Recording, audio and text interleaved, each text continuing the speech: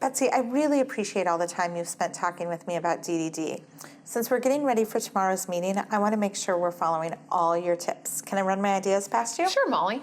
Thank you so much. So the first thing that Jude and I did is we talked about what he wants for the next 5 years.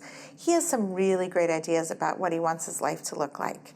We also then spent some time talking about what would make the biggest difference in our lives over the next year. We agreed his behavior makes it really hard to go out in public, and our real big priority would be being able to go shopping without him having a meltdown. It definitely sounds like the two of you are on the right track. Thank you. Since shopping's really difficult, I've been writing some notes about what happens when we're at the store, about how long it takes and what's going on. But you know, it's not just shopping, it's concerts, hanging out at the park, going out to eat.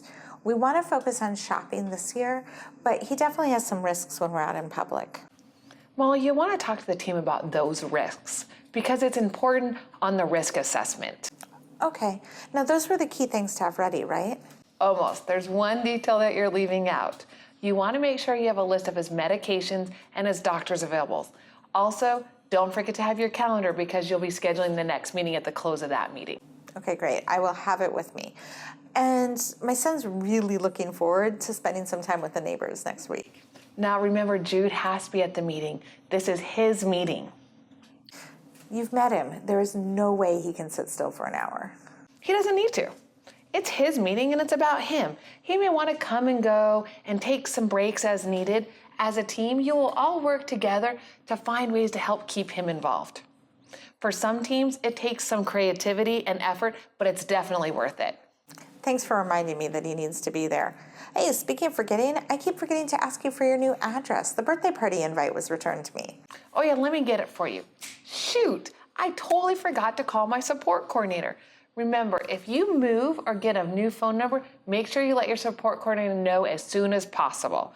Don't wait for the next meeting.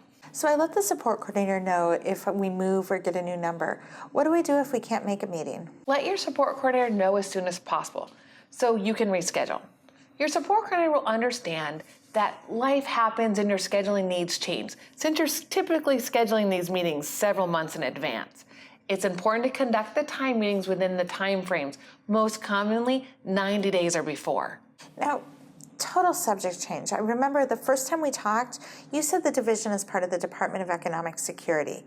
What else do they do? Sometimes you'll hear the Department of Economic Security called DES. DES has a lot of different divisions that offer many community resources. DES is like a safety net for people. Along with supporting people with disabilities, they help people who are unemployed, who need assistance to be able to buy food or pay utility bills, or assistance for families who are homeless. If someone isn't getting child support, they also have a resource to help. DES has programs to make sure that older adults are safe. These are just a few examples of what DES offers. Is there someone I can call about specific programs? You can always talk to your support coordinator if you have any questions, and on the DES website, there's a great directory that provides more details. You have been so helpful. Thank you, Betsy. I really appreciate it. And I can't wait to see you guys at the birthday party. We'll see you then.